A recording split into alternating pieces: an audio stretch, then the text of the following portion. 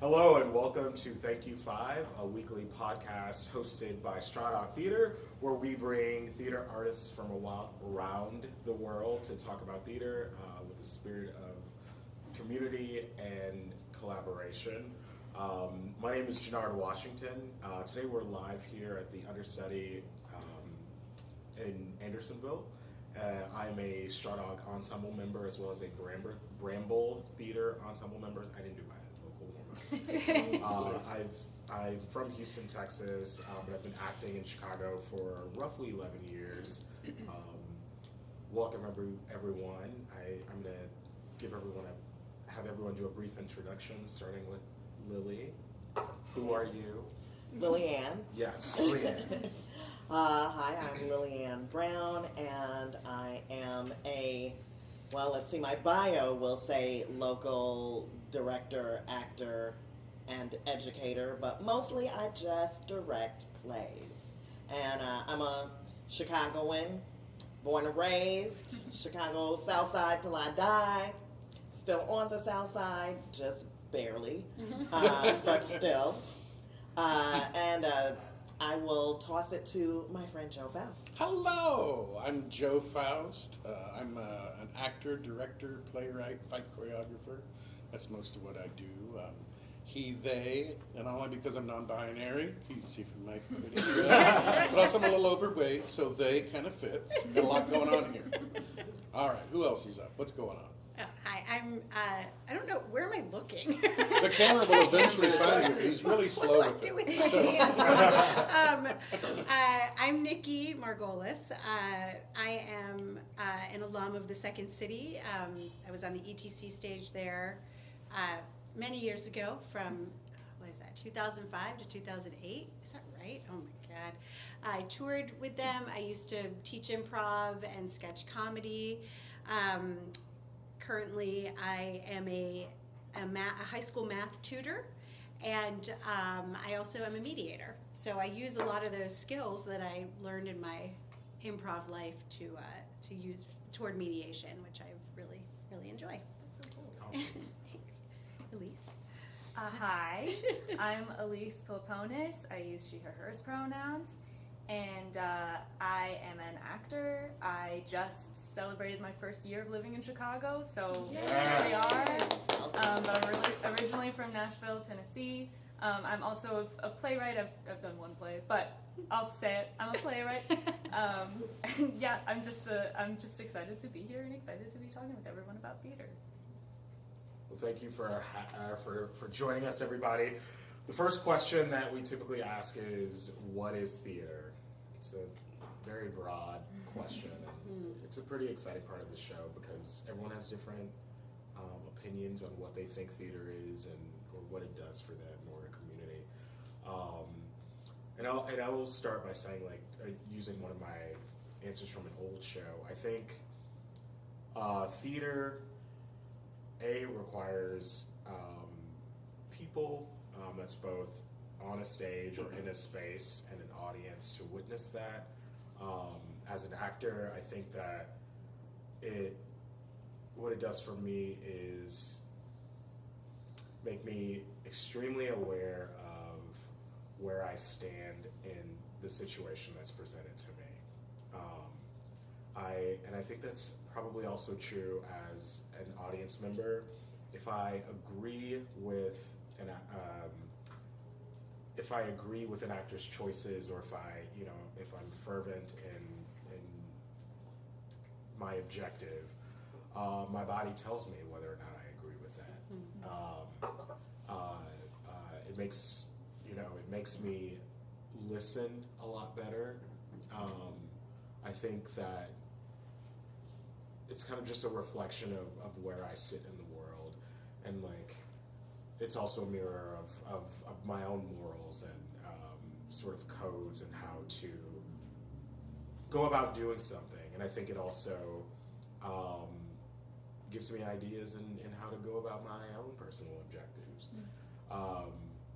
It's sort of been that for me as an adult, I think. And I'll just start with that. Anybody Anybody else? Well, sure, I'd say theater for me, since I'm agnostic, gun to my head atheist, is sort of my church, and I'm going to worship with my fellow worshipers, is what it feels like. It's the most collaborative sort of art form. Some other art forms are collaborative, like music, but when I'm painting, when we're painting, we're by ourselves getting in that zone, but that collaborative atmosphere of it is so important. It's almost like we shouldn't be having this much fun and get paid to do it, which is why it pays so little. Right? You really don't have to pay people very much. And it has that element of getting close. I remember my first awesome consensual kiss was backstage. I had a lot of pushy babysitters, so there was a lot of non-consent. But it was great in that theater that comes together with the love that you have. So that's just personally what theater is to me. And then as a, like what you were saying at the beginning, like, what is it? I think it is storytelling with a live audience in the same space. So, stand-up isn't quite theater. Radio play is a play, but it's not theater. The late-night talk shows have an audience and entertainers, but they're not telling stories necessarily. So I think it's more specifically storytelling with a live audience in the same space. Yeah, I kind of just think of it as storytelling plus, right? It's just, to me, it's storytelling with a live audience. And even if you have one theatrical element, now it's theater. So if I do storytelling with a live audience and you play some sound design, and you decide to do the sound effects, now we're doing theater. Yeah, I think that there is that element of entertainment with theater. I think for me to really enjoy what I'm watching, it has to. I think like there's theater and there's theater, and I enjoy when I watch and I can feel an authenticity, and that is we think about you go see a play. I mean it's play, it's playing, and when I can feel that I'm watching people truly enjoying what they're doing and playing. And that's why I loved doing improv, and those moments when I just felt like I was on stage with my friend playing, and people were witnessing that, and that is that to me has always been the most fulfilling of just like where I've almost forgotten that there was an audience, and it wasn't. I think when it's not. It's really for like we're just sharing this part of ourselves with you and this thing that we love to do, and if you like it, that's really great, But I think that that people will tend to like it when they see that you are being your authentic and sincere self, and that is really hard because it's super vulnerable. Yeah. Absolutely. That's exactly what I was going to talk about, is like the vulnerability and the like risk inherent in theater.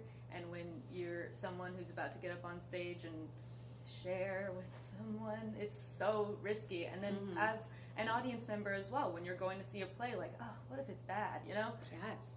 Waste of time and awkward, like it's hard, and it's such a vulnerable position to be in. And I like to think of theater as, an invitation of generosity from both actor and audience. It takes generosity to sit with something and receive it and respond and give your kind of take on it, even if it's just like a small laugh or any kind of, because you can feel when there are people in the room with you. Yeah. Whether they're saying anything, you can tell. And I think that it's like a two-way street of sharing kind of vulnerability. Yeah. And that's what makes it so impactful and so scary to do. You're building and so a rewarding. trust too. Yeah. Like you really are building trust between yourself and the audience, and like the more you trust each other, the more vulnerable you can become, and then that really is that shared experience together. Yeah. I want to jump on to something you said when you said forgetting that the audience was there. I want to yes and you and simultaneously no but you. But it's more that first time when you're lost in it, And I remember, like, I couldn't remember what I did out there. When they said, the thing happened, you did this thing, it's like, I don't remember that. Yeah. I was in the moment, but I was also, I know, holding for laughs. Like, the audience was still, I was aware, and they were part of the whole Yes. structure of it. And then as you get older, and you're probably actually better at it when you're at the point that you're acting also, where this lights out on Lili-Anne's in the front row, she's cute, and you're still acting and doing all the stuff because Right. you're holding your brain with a lot of other things. But I do miss that initial complete lost. I'm never, since becoming professional and done it for so long because I'm very old, I don't fully find that thing where you are so in it that you forget what you did. Yeah, But yeah. it's also it's like part of what makes me coming back for more. I'm addicted. I want to like chase Right. that dragon. Yes. It's like when I started doing Shakespeare, the other level of trying to work with the verse at the same time made me lose myself again for a brief amount of time. It's like, oh, now I'm addicted to doing Shakespeare. And Yes. then once again, you become used to it. And I Yeah. think you're probably better when you're used to it, but greedily, I'm still chasing that dragon.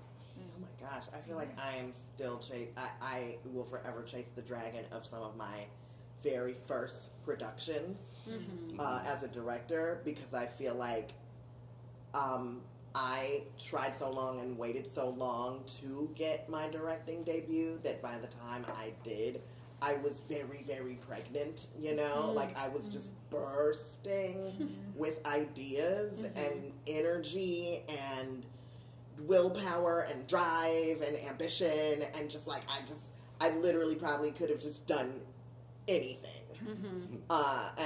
And kind of did. I remember doing, when I think back on it, I'm like, how the hell, what was I doing? Because I was also just not fettered by knowledge of what I could not do. Right?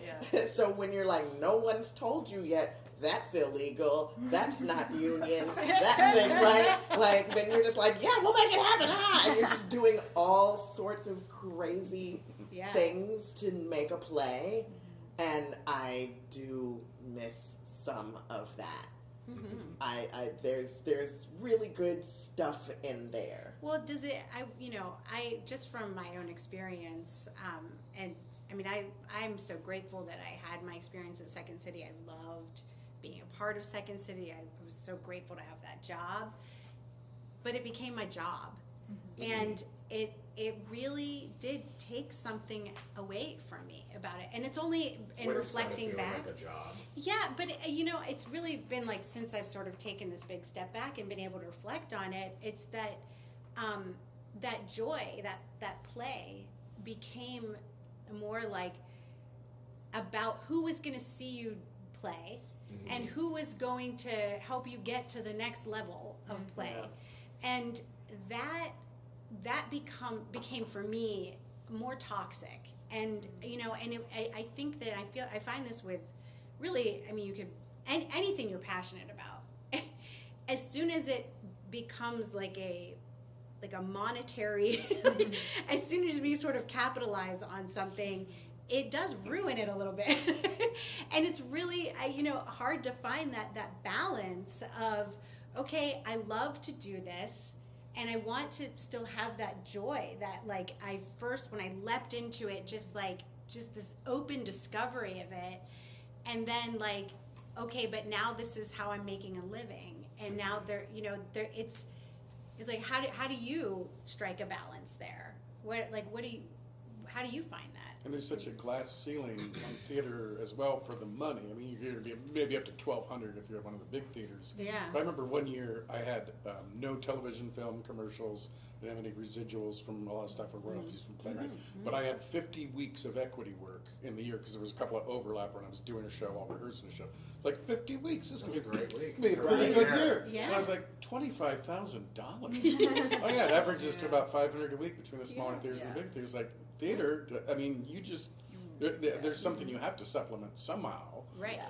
because And- it just you And can't live on yet, it. like I went back when I was like a full-time actor, and it was like, but yet you have to be ready for, like, okay, you have an audition for a commercial, and you can't say, well, I'm working a shift at the whatever. Like, they're like, no, you got to come when we call you, you come. And so it is really, there is that stress of, this is my career, but yet it's it's not my life.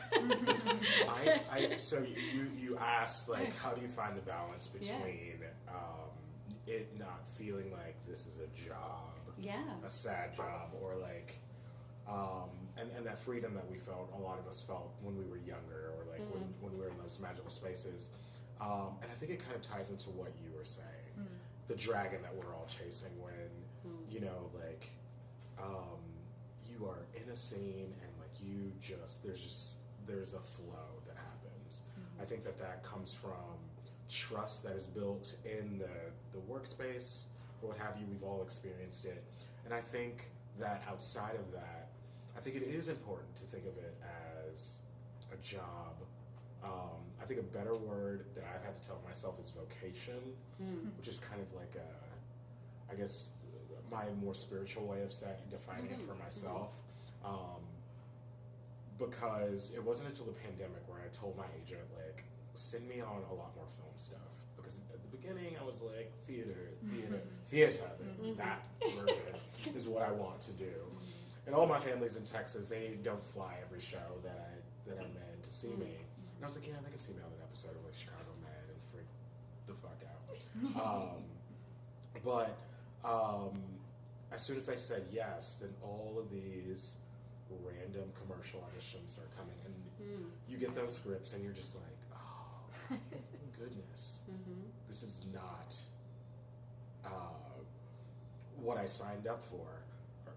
It is, but but it's not what they teach you in theater school. It's not what they teach. It's not what they teach you in theater school. And how am I utilizing the tools that I learned in theater school for this? And not necessarily that I've learned to trick myself, but like finding joy in the audition and like gratitude in the fact that I got one. Right. I will say, like, so I was telling my friend the other day, like, since June I've had like 60 commercial auditions and I have not booked one. I've had some like callbacks, and obviously You don't sound very good. clearly, Sure you want to continue. right, and it's I had 10 and I got all 10. and it's teach me. Yeah, wow, that's It's it can be tough. And that's in the middle of like being a partner, being a human, having a day job. Like it can get really rough, but creating I think sort of little. I feel like we've gotten on to talking about film, but creating a little bits of finding a joy in whatever this piece is. Right. Yeah.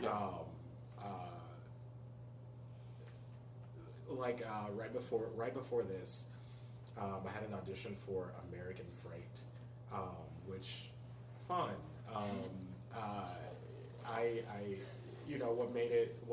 What made it fun was throwing a little pizzazz in it, which I don't think I would typically say in that sort of commercial. Whether that's I made it fun for myself. Yeah. Like, Well, but I Tell think us about this pizzazz. I think that's really important to make it fun for yourself. Jive? And it's What it's was the pizzazz? I get super gay. But it's Sparkle jive. Sparkle jive. Right. Sprinkles. Sprinkle. It's making it fun however you can, and I don't think that we all will. It will always be fun. yeah. It's not, but as with anything, a normal job, dealing with family, dealing with children, whatever that is, it's not, it is what you make of it, and we push through, because ultimately somebody's going to see it, whether it's a film or theater, and it's going to hit somebody. I have to trust that, and that's what keeps me going. Yeah, it's so funny you just said a normal job, and my brain like lit up because I was like, hold on. Now, theater has been happening for a very long ass time. And sure, not a lot of people do theater, but not a lot of people are an actuary. So why is that a more normal job than my job? Yeah. This is a fucking normal job. Yeah. That's a part of the problem, I work at Lady Gregory's down the street, and it's fun meeting people. Like, you know, I'll have guests, regulars that come in and say, like, oh, I saw you in the show. I'm like, great. Oh my God, thank you for making me feel like a celebrity. While I grab you your chicken butt. Yeah. Right? But like, all I want to do is like, you know, whether it's like be a teaching artist or like, I just want to be acting all the time. Or like discovering like, oh, maybe I'm not so bad of a director. Or like, I can like actually write some things that are pretty cool. But life is life, and there's insurance that's needed. There are like savings that are needed, and the landlord is like, "You were great in that show. Where's my money?" You know what I mean? Why don't you act like you got your rent? Why don't you act right? Why don't you act like it's due today? And you know, I you know, it's. I'm glad that we're all making light of like what is truly kind of a rough part of the industry, because I think it's why we've had so many people leave during the pandemic or eventually give up the ghost, because there has to be something from the theater that brings value in whatever aspect that is to keep you going back. You know, I think that what like when I think about like, oh, you know, would I want to get back into theater? Would I want to do a play again? And I for me, I'm like, I would love to just do like any kind of play. Like, not yet. I don't have time. But like, I mean, just that it's just something I'm doing because I enjoy it and not because I'm wondering what comes after it. Yeah. And I think that. That's like for me been the biggest lesson is like, you know, when you start out, I mean, I've lived in Chicago for 25 years. I was 22 years old when I moved here, and that was such a big deal. It's like, I'm going to go to Chicago and one day I'm going to be at Second City. And so that was it. That was like all I was focusing on. So everything I did was about what came next. Yeah. And maybe, you know, going back to the pandemic is thinking about, like, I think that was the first, for me, that was my time of learning that I really can only live in the now. And, you know, so to be able to, like, go do a show and say, this might be the only show that I do, but, like, how great. Who else got to do this show? Like, what an experience what we get to have every time we get to express, to have that experience. It's so unique that like we should allow ourselves to just enjoy it for what it is. But it's scary because, like you're saying, we have bills to pay. We have, you know, it's a privilege to be able to do the thing you love and not worry about, are you going to get paid for it? Yeah. And, you know, and there's that balance that I was kind of referring to. And, you know, Joe and I were talking about how we both paint. And I kind of discovered painting and drawing, that was a pandemic thing for me. Me too. And yeah, and it's like, it was that same, like, just present, this is what it is, this is the moment, I'm just going to let this happen. And, you know, I have my sister like, you should put your stuff on Etsy. You should. And I'm like, I don't want to like, that's what ruins it for me. And you know, but there is something about being able to share it that feels good, and having feedback does feel good. Yeah. You know, so again, it's the balance. I want to talk about one of the weird financial things in theater that I think even a lot of theater artists aren't aware of how ass backwards the structure of what I thought payment was for jobs. So for me, the directing is the least profitable job for me, because you're there all the time. It ends when the show opens. It's usually, for me, a flat fee because I'm not union for directing.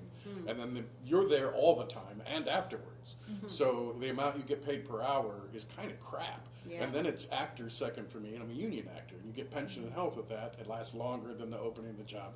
And then above that, which I would not think for me, was fight choreography, because I get almost the same flat fee as I do for most directing jobs. Wow. And I'm there for a significantly less number of hours. And most theaters, after the pandemic, have tried to make sure all designers have a somewhat flat, similar fee. But a lighting designer that works a lot fucking harder than I do as a fight choreographer gets at least kind of the same money I do. So your amount of money per hour is much huge. It's I'm making a lot more money on that. And then most of all is playwright, which there's very few of. But if I'm a playwright, like I got commissioned and did Peninsula Players did Once Upon a Time, I get 6 to 7% of the house. It's only a 2.5 week run, but I got $10,000 flat fee for the first run, and now it's published. And I have a literary agent, and I have licensing house that takes care of it, and I'll just get checks out of nowhere, still for those same plays. So all those plays are little babies I sent out in the world. I have 5 published So I plays. am a writer. Yeah. Yeah, be a writer. And then I Turns out never I'm a thought playwright. that was the reality. But most of my big theater cash comes from the plays bringing back money later, as long as they keep getting done. Yeah. No, I But- still get my $1.32 residual checks. Oh my Yeah, God. so I get those for yeah, and every once in a while you get them like if they and that's theater and or television and film. Yeah. When they sell the rights to France, you get like a fat $500 one, but Yeah. I still get a lot that are less than the Oh, price of the stamp. 67 cents. I know, Yes. I know. I'm When they just- finally went digital, it was like, thank you, because you putting this in a envelope with a stamp on it was really Yeah. pissing me It's off. embarrassing. It's embarrassing for all of There us. was a bar in LA called Residuals, and you get your first drink with a residual check. And then they had them on the wall, like William I Shatner, love 12 that. cents. Funny. And they tack them all up there I and see, love and all of them That's are less than amazing. a quarter. Yeah, it's a Wow. fun idea That of is. how to spend what little money you have. That's how they get you. I think of, I'm kind of thinking back on something you said, Joe, and just talking about the job versus, our spiritual fulfillment. Because for me, I always felt like acting, people ask me all the time, do you like acting better or directing? And it's, like, to me, that's just the wrong question. Because for me, I feel like acting was a great career that I really loved, and directing feels like a calling. So, like, religious, like you said, like priests feel called. Right. I truly feel called Wow. to do the directing work, and it just took so much sacrifice to attain as a career.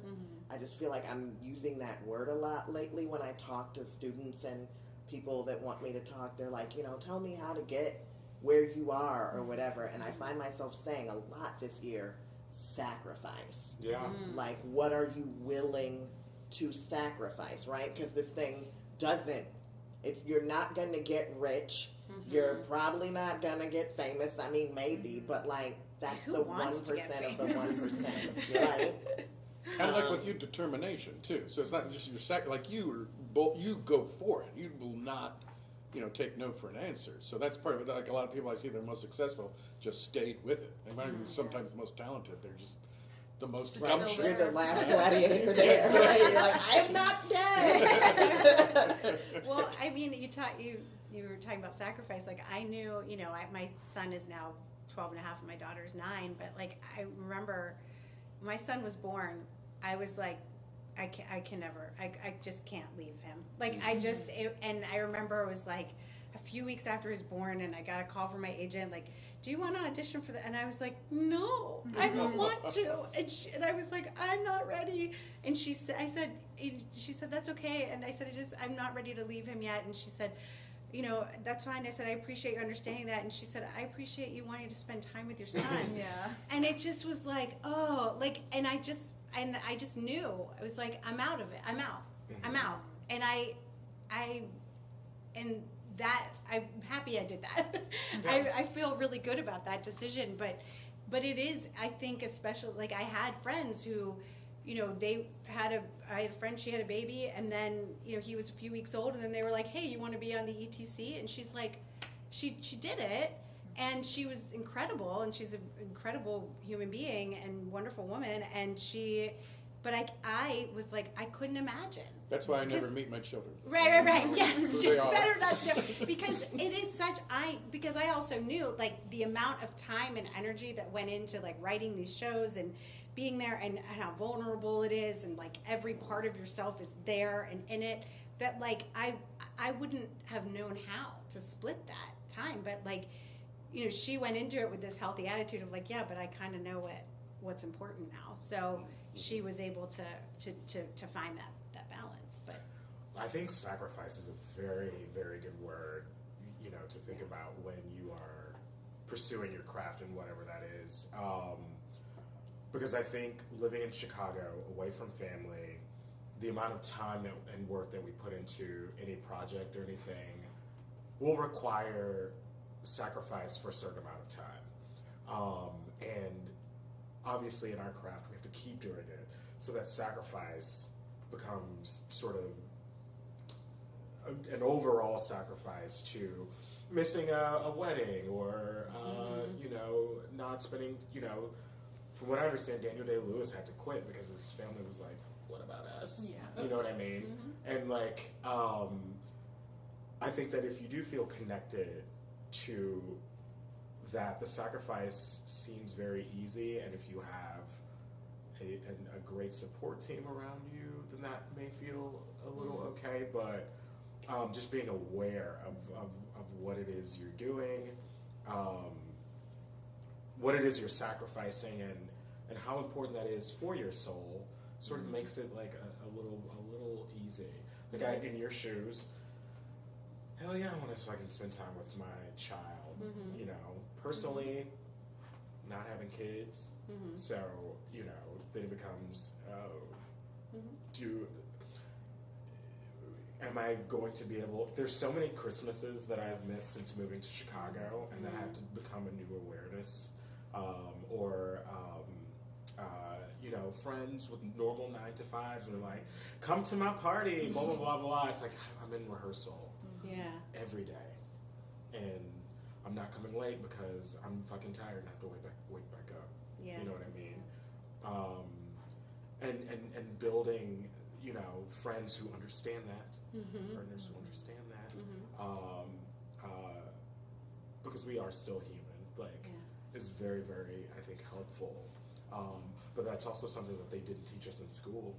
Yeah, I mean, so I had a unique experience during COVID because I was in college when it happened, and I was in a theater program in college. That's a weird time to be remote online. Yeah.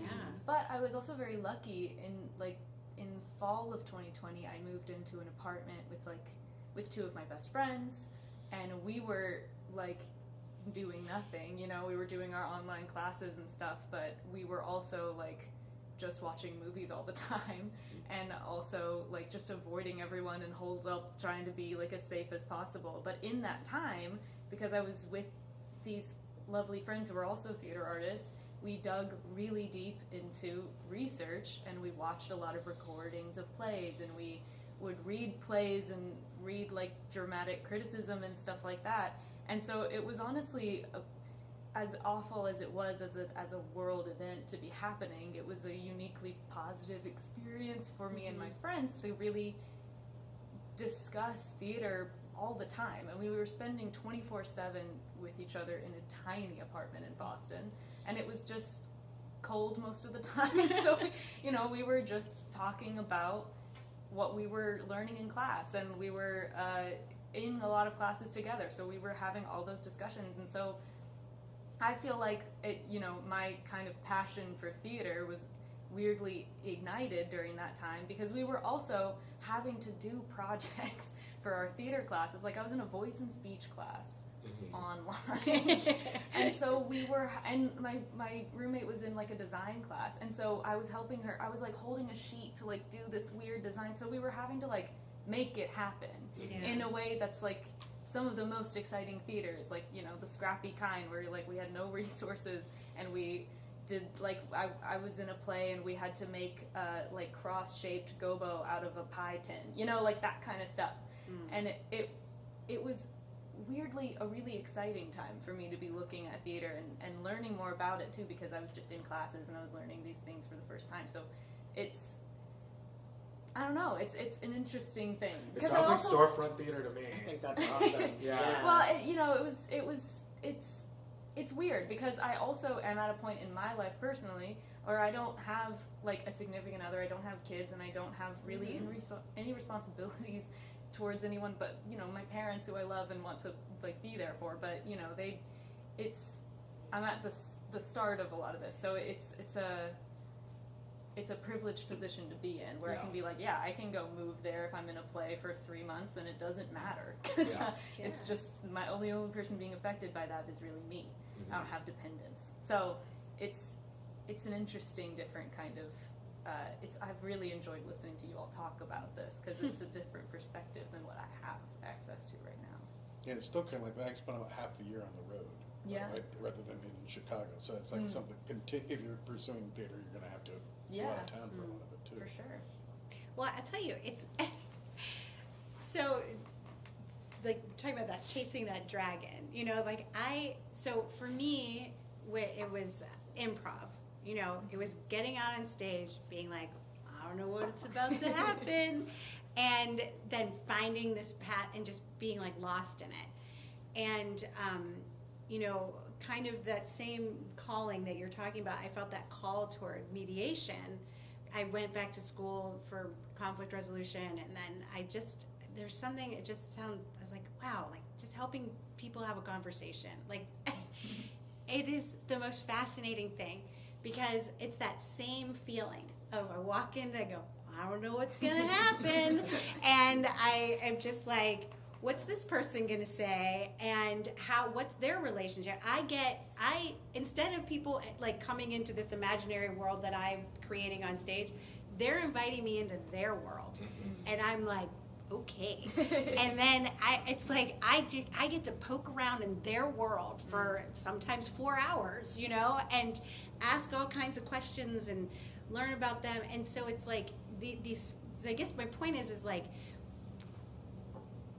all of this, that, you know, these skills that we learn, like it's really valuable what we do, and whether you apply it, you know, to a stage, to the arts, or you apply it to other aspects of your life, like especially, you know, for you, Elise, like you're saying you're starting out, like it'll be so exciting to see, like, you know, 20 years from now, you know, when we're back in the same cafe, let's all make a pact, that to see like where this has taken you. You know, will you follow the sort of traditional theater? Not that there's a traditional path, but like the theater path, or will you discover something else from the skills that you've gained through this? And I think that is something too to remind ourselves, is that like these are such valuable skills that we really can.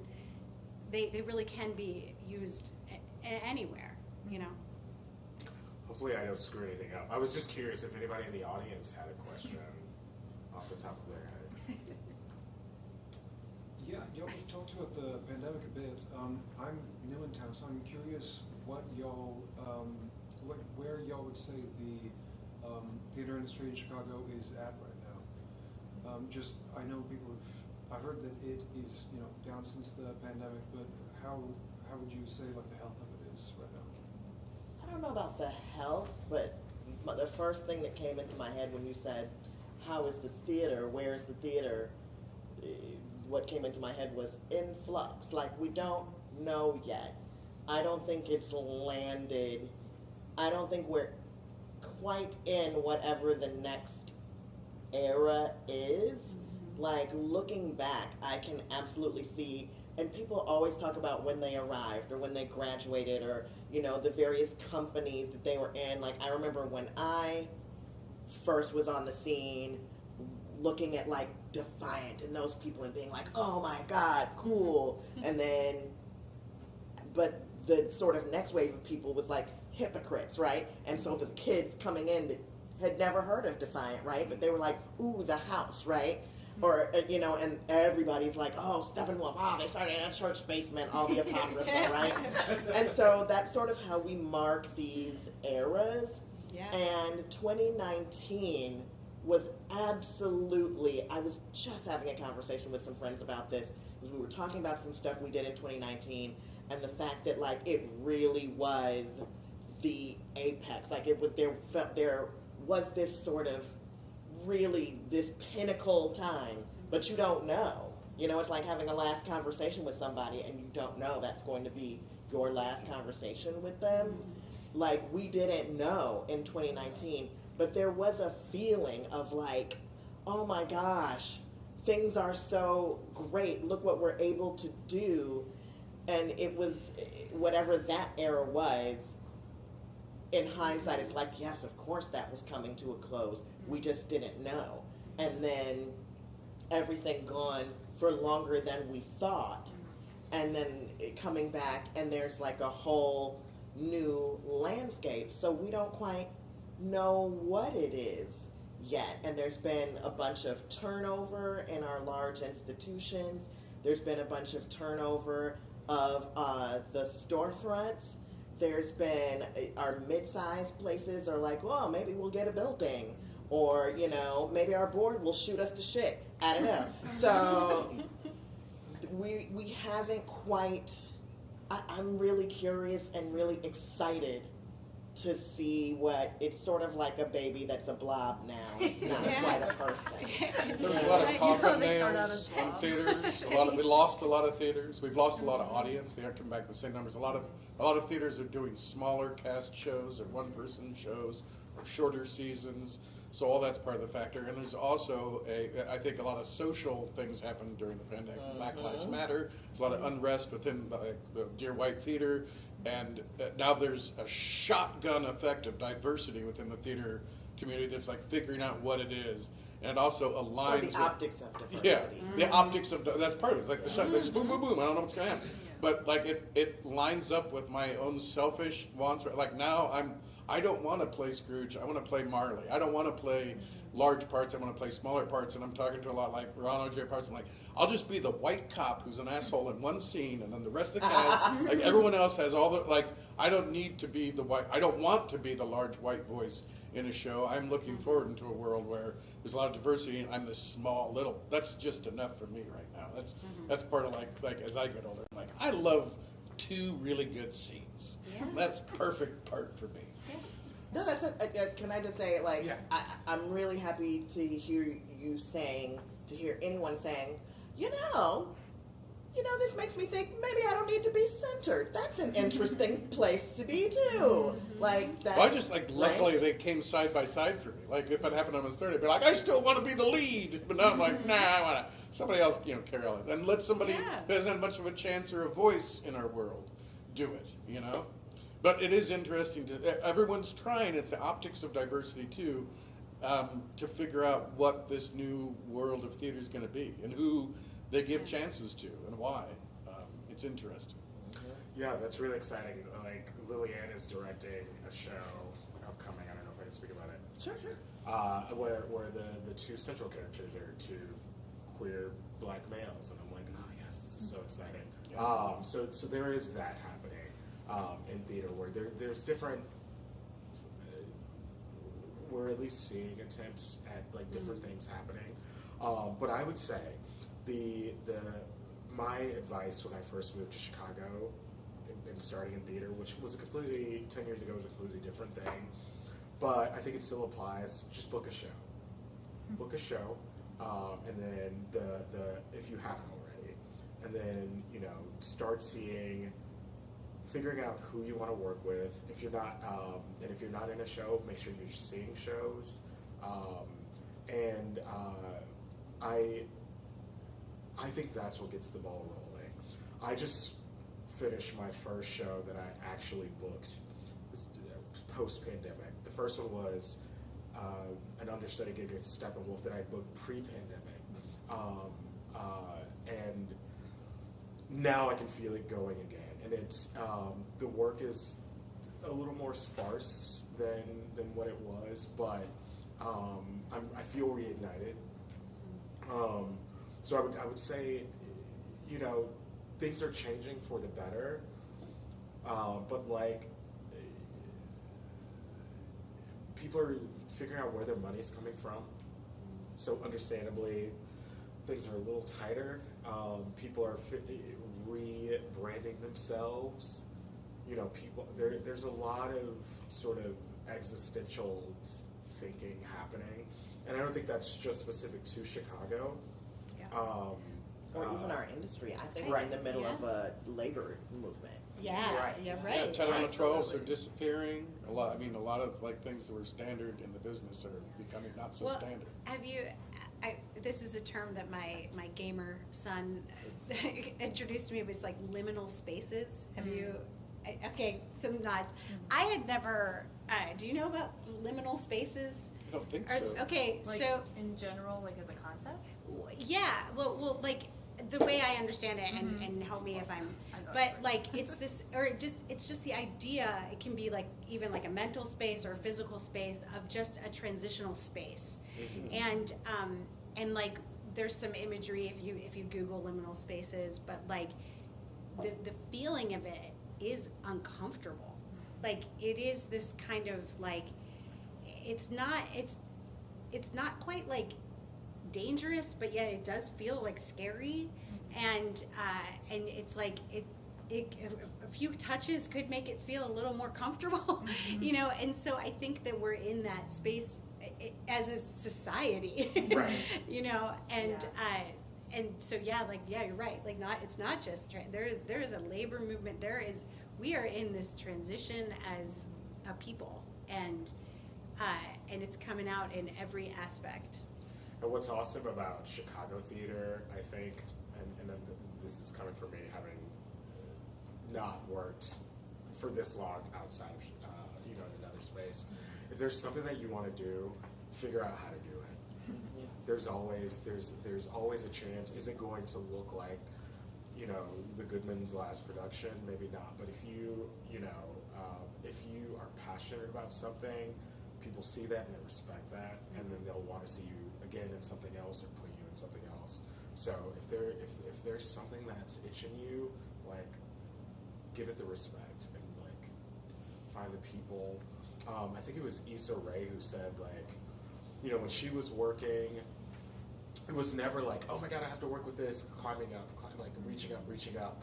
Like, you reach out to people who are just as hungry as you, because that's how you like get a project started, where like, people who are equally as passionate and equally as like gung-ho about it will get the job done, as opposed to waiting for this, God up there to like Yeah. figure it out right. for you. And you seem to be going specifically into advice for people trying to pursue theater. Well, I see. Yeah. I feel like it was kind of a, Well, I just wanted to glob on and say one thing that I didn't know earlier. They don't teach you at school. It's like one of the golden things is opening nights and the parties afterwards. Those like do anything to get to yes. those. Yeah. My wife, who passed away 9 years ago, like we would like, I don't want to go out to. It's an opening. Yeah, we have to go to the opening. But you go to the opening and you talk to people afterwards. Your face is seen at the place where all the theater people are all the time. And you don't have to think of it as schmoozing. Just go there and be honest. Or like, if you didn't like the show, think about at least one thing you could talk to someone about that you liked about the show, Yeah. about what they did. And just go up and like compliment people. But I did not realize until much further on. And I can't tell you how many times I literally got work at an opening night party. So someone being like, "Hey, are you doing something?" Like, "Oh, it's you." I I got can't tell job you how offers. many times I've given people work. Yes. Right? I mean, it's where more than, I don't think, that maybe because I just maybe don't, I more drink at home these days because I'm old, but it doesn't seem like there's the actor bars that there used to be where people were all there all the time, but everyone's at an opening. So Do you think get that to 'em. the Den in Wicker Park is still like that? That used to be the spot. No, because they don't want to be, which really made me so upset and sad. Like, they took away that main stage space. Yeah. So there's still the small spaces, but they kind of rearranged it to, it just doesn't feel, it doesn't, Yeah. no. I And if you wish. go to theater any other night, chances are you're not going to be able to talk to every cast member and tell them how well they did, but chances are you will at the opening night. Yeah. So it's Absolutely. just a place to put yourself out there. Yeah. Plus, it's fun. Yeah. Yeah. And like you say, and at the same time you're doing the other important thing is seeing theater. Yeah. I miss kicking it in alleys. Right? Like behind the theater. Like, I truly do. Like, that was the good stuff. But you were doing that far before you were doing theater. And That's how we met. Did anyone else have a question? Yes. Yeah. I am loving this conversation because you're talking about all of the things about Chicago theater that we kind of yell about behind the bar, about here and this moment of transition that we're in. I love that we talked about that theater is in a labor movement too, and that I love it because we got to talk so much about sacrifice too, and I think that that's such a heavy question for theater people because it is a spiritual calling, but why are we sacrificing things? Why is that part of what's going on? And so I have a short question for everyone, which is just what's one thing that you hope is changing about theater in Chicago right now? More work for us. Yeah. I mean, I don't know if this is changing, but what I'd like to see is, talking about that sacrifice is that there is, and actually this would be in general with labor in general, is that that people's lives outside of theater and outside of work are important. And that if you have to nourish that part of your life so that you can perform well at your job. And that, so I guess, again, I know I keep saying it, but like the balance of, your life versus your work. And, I'd like to see that be able to, and that, you can get paid so you can pay for your life without sacrificing your life to pay for it, I think there's a small subsection of the labor part that I didn't mind 10 out of 12 because I like hanging out at the theater, but I also understand that's a lot to ask of someone that has a family or a dog or something like that. But or just the thing, likes to go home. Likes to go home.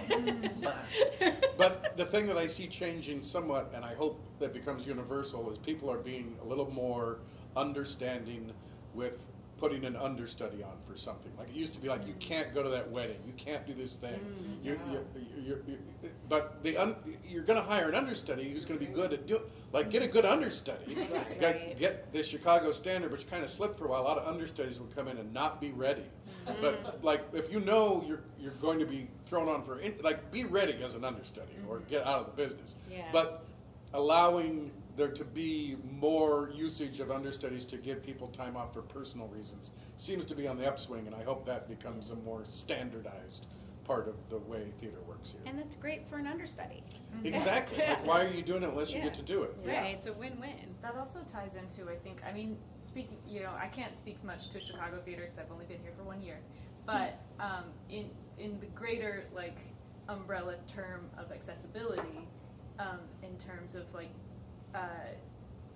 people with accessibility needs sign language interpreters and captioning or audio description, I think in general in the theater that's getting to be more and more of a standardized practice. I know that it's difficult, especially for smaller theater companies, to enact some of these things because it's just more expensive and it's just hard to find the resources to do it, but I do think it's more in the conversation than I remember it being. So I think that's also, a lot of that was also to do with COVID as well, having certain performances, everyone has to wear a mask, and just letting that be a more accessible way for audience members to interact with theater that might not always get the opportunity to safely.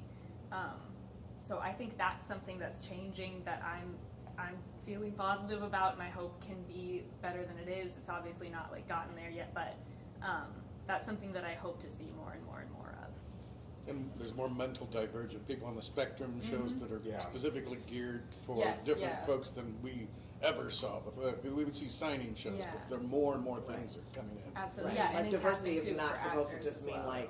more people of color on the stage. Yeah.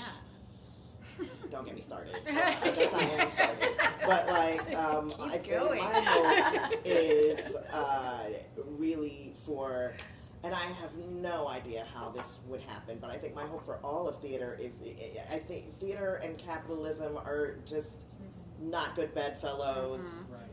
And I wish for some way to be more detached from capitalist systems. Obviously people want to make a living, but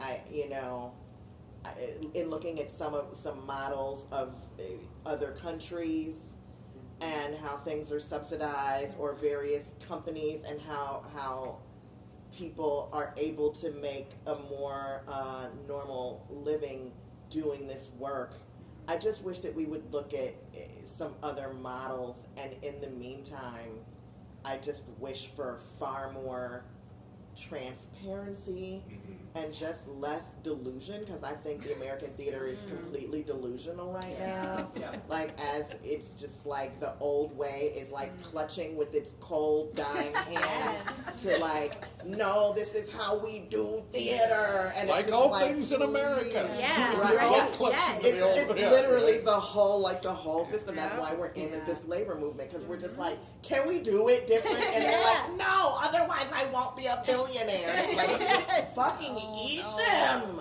I just want to eat all of Well, the billionaires. It's interesting too because, like you said earlier, theater's been around for forever. People have been performing storytelling for each other long before capitalism existed. So the ability to exist outside of the capitalist framework is there because it's never not been there. So, think about. Maybe we can think about it. Like maybe give it some more thought than just, oh, this is just the economic system we have. Like, okay, done. This is how we've done it. Yeah. It's like we also did it totally differently 100 years before that. So why can't we?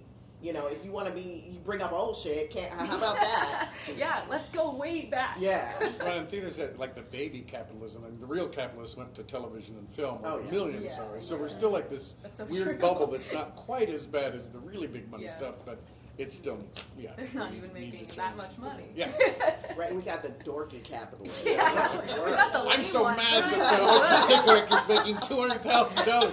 That's what a grip makes in a Yeah. year. So. I think where I'm coming from kind of ties in and goes in under you guys' umbrella, which is just equity.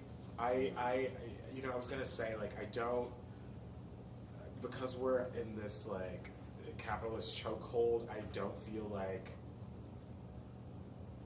I part of me, the pessimist in me is like, we'll never reach that. Yeah.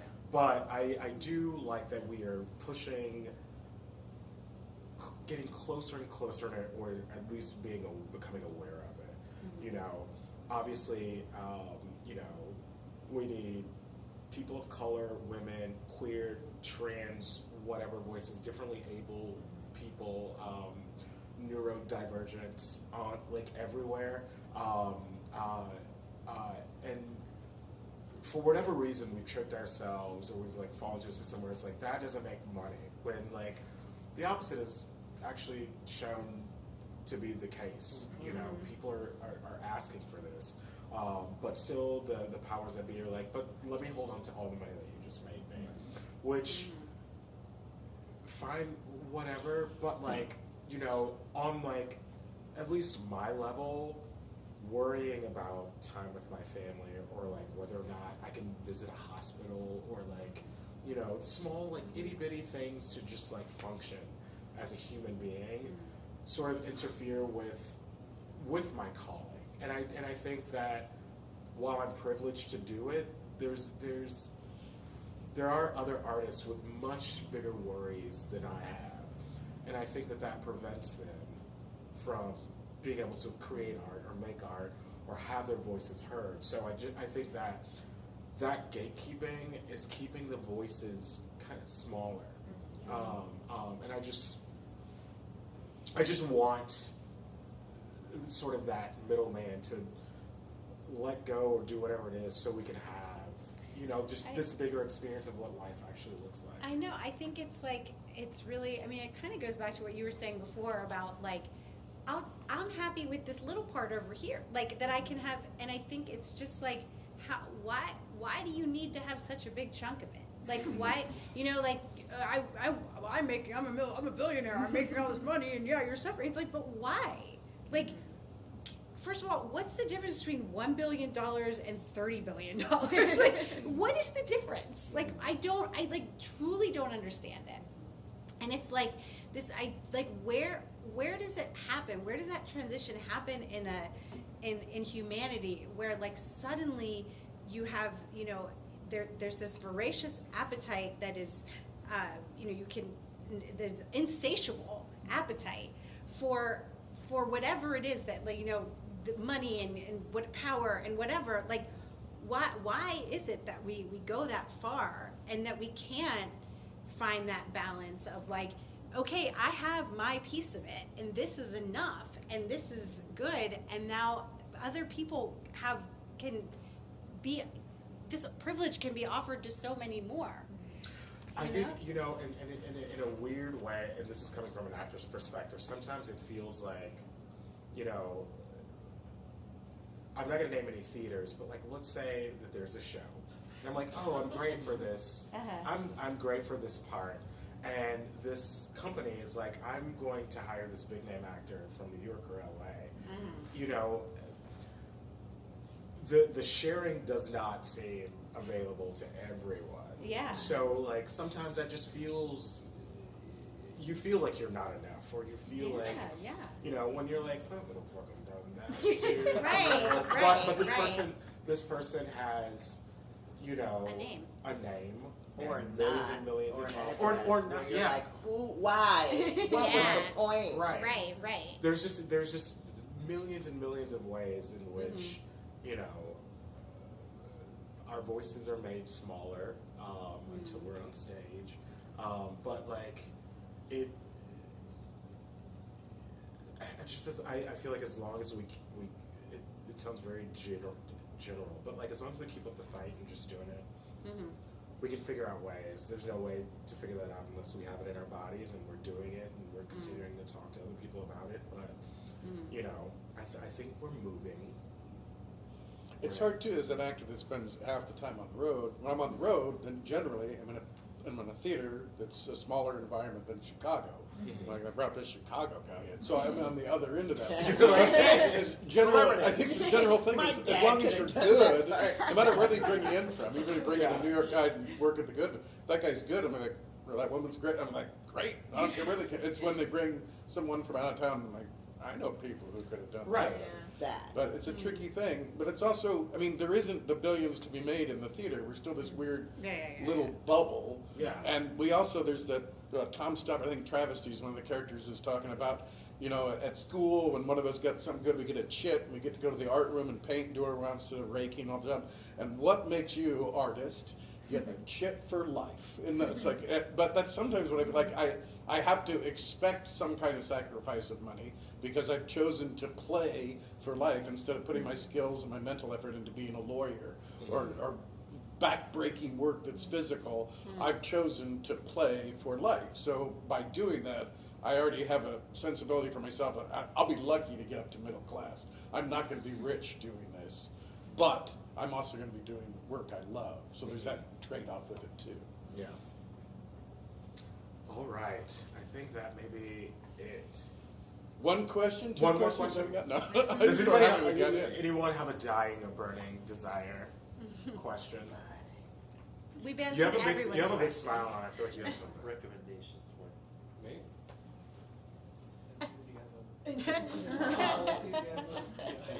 No, I think he'll already answered the question that I had, so you can have Awesome. I'm about to give out some thank yous for the show, but before I do that, everyone just keep in mind like a book recommendation or a play recommendation that you want to give a shout out to our audience.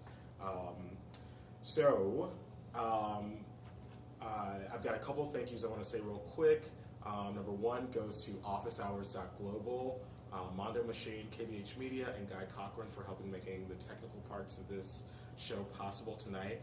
Number two, the show is made possible by Stradog Theater and its ensemble.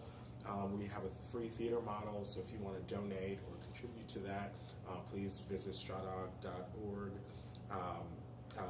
/donate to help us out. We need it. We need $1 billion. We need $1 billion.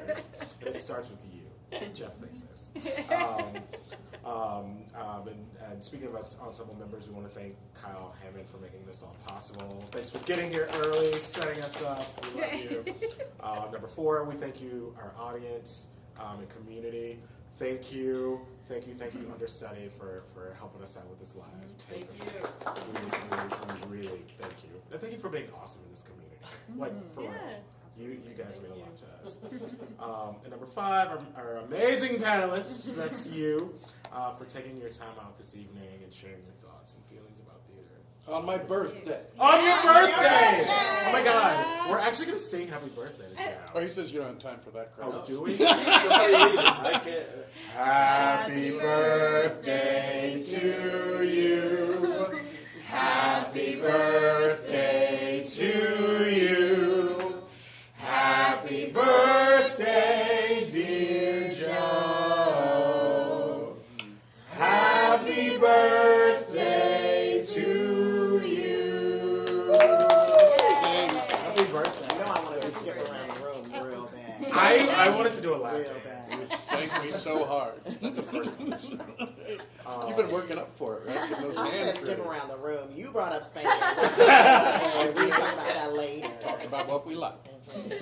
So anybody have any recommendations? Yes, I have a book recommendation. It's called There Must Be Happy Endings by Megan Sandberg-Zakian. It's on a theater of optimism and honesty. It's a collection of essays. She kind of taught, she's a director in Boston. She was also a professor that I had at Northeastern. She's brilliant. She's done a lot of amazing stuff. And the book is about a kind of philosophy of theater that's based in Jill Dolan's like utopian performative of like presenting a kind of beauty that life could be and the what if in theater.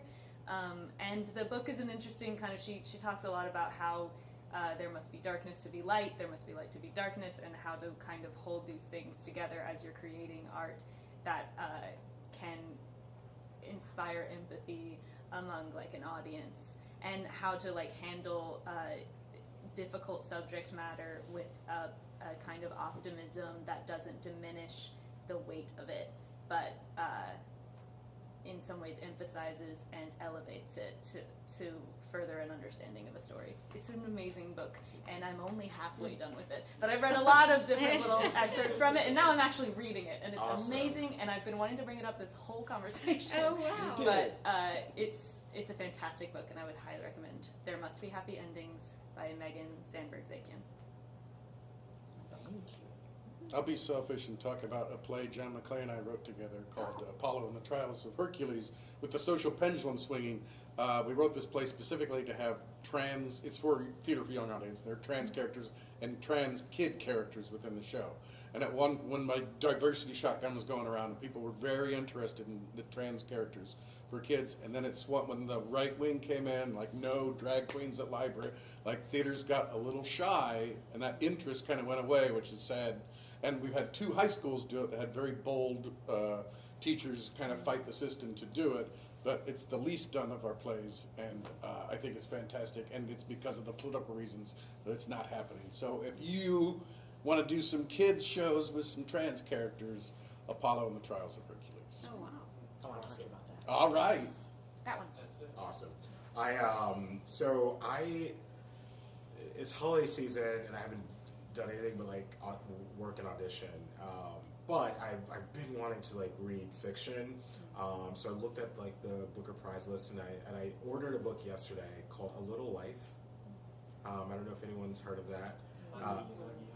Yes, that I heard that it's like a really intense read, and as an actor, I just want all the feels. So I recently purchased that, and that'll be the next thing that I'm reading. This is not a theater book, but it is it's kind of it's just one of the most original it's kind of a graphic novel, kind of like, I don't even know how you describe it, but it's, her name is Allie Brosh. I don't know if anyone's heard of, yes, Hyperbole and a Half, and Solutions and Other Problems. I just had to look up because my brain doesn't hold information anymore, so I was like, let me double check that I have the titles right. I both of those books they're so funny, but they are so moving and so honest, and her art is very, or like the way she draws herself is like, I mean, it's like not even, how would you like describe it? It's not even quite like human looking. Yeah. It's like a child's drawing Yes. of an adult. Yeah. Where she finds a way to make each image so expressive Yes. that it's like it's in motion. Yes. And you can see the beginning, middle, and end of each movement. It's flawless. Yeah. And her writing is so moving. yes. I'm so glad you read it. Yeah, I know, and I just love both. She's brilliant, I think. So yeah, and talk about neurodivergent. Yeah. Yeah, really great. I just want to show this photo. Yes, that's it. Oh, that's cool. She has Yeah. like a party Oh, hat. right. Oh, I love that. Yeah, and she has a story about depression that for me was like really eye-opening as to like what somebody who is going through depression, like what that is like, and it's just beautiful. So I have read nothing but plays for the past few years. Yeah. I've been near a novel of any sort. But, you know what? Somebody asked me just today, so I will shill for my good friend Ike Holter, because people ask me all the time if, like, you got a digital copy, and I'm like, you can purchase. They are published. Ike Holter's plays are published. I think some of them are right here. on the show. Wow. Convenient. You can purchase them, and you should. That's one of our hometown heroes, great playwright, and all those plays are great, and they're not that expensive. If you want to, own a collection on a shelf, I think the Ike Holter collection is a good one. Nice. Well, thank you. See you next week. See you next week. Thank you, Johnard, Thank for you. having Thank you so us. much.